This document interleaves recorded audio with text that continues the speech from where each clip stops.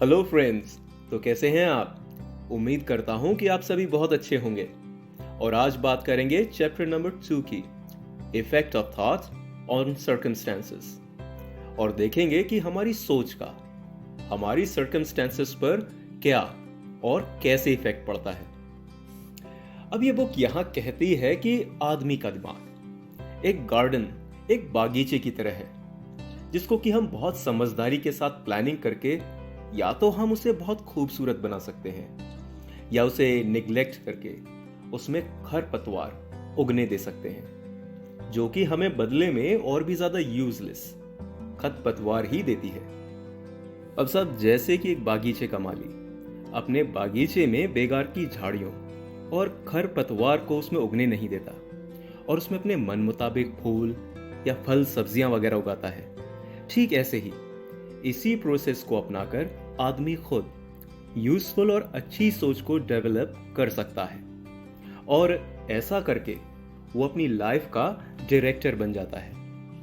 वो खुद को पाने की डायरेक्शन में आगे बढ़ता है और एक्सपीरियंस करता है कि कैसे उसकी इस अच्छी सोच, अच्छे विचार की ताकत ने उसके कैरेक्टर, उसके सर्कमस्टेंसेस और उसकी डेस्टिनी बदल दी है। आगे ये बुक कहती है कि थॉट और कैरेक्टर एक ही है। बाहर का एनवायरनमेंट और सर्कमस्टेंसेस ये तो सिर्फ आदमी के कैरेक्टर को उजागर करती है, और आदमी की आउटर कंडीशन और उसकी पर्सनल लाइफ हमेशा उसकी इनर स्टेट, मतलब उसके मन की कंडीशन के साथ ही पूरी तरह से जुड़ी हुई होती है।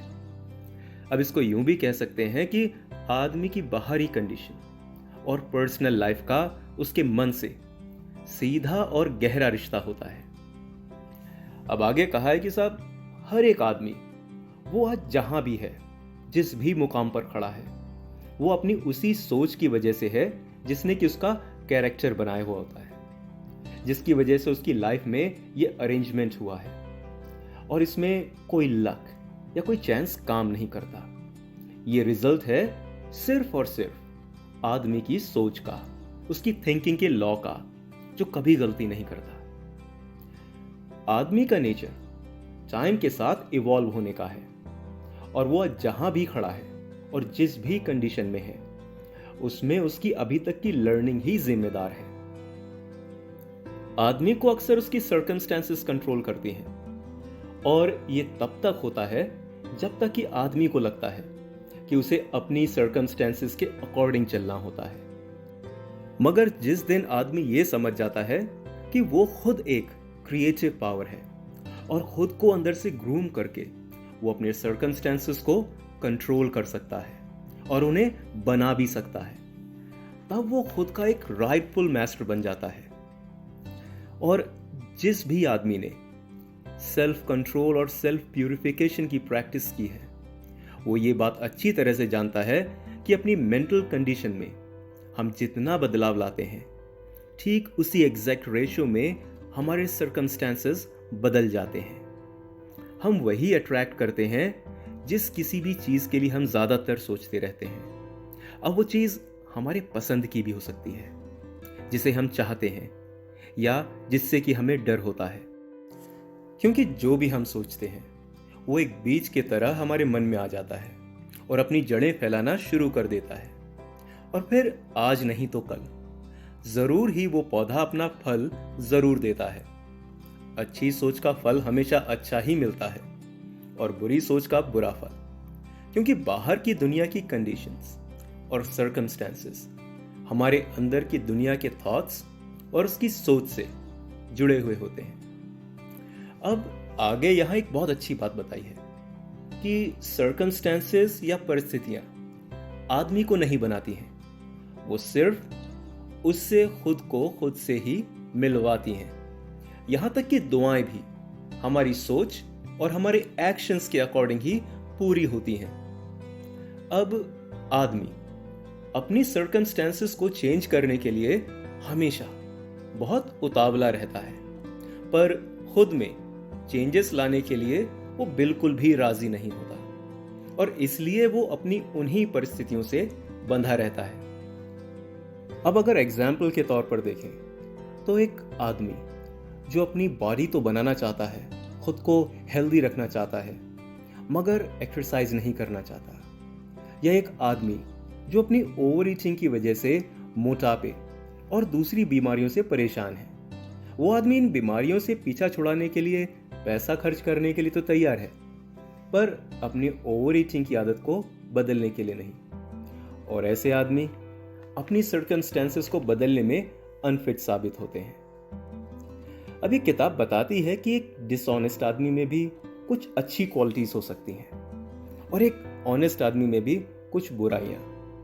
तो ये ऑनेस्ट ईमानदार आदमी अच्छे रिजल्ट्स पाता है अपने अच्छे थॉट्स और एक्शंस की वजह से, और वो आदमी सफरिंग्स भी पाता है अपने अंदर की छिपी हुई बुराइयों की वजह से।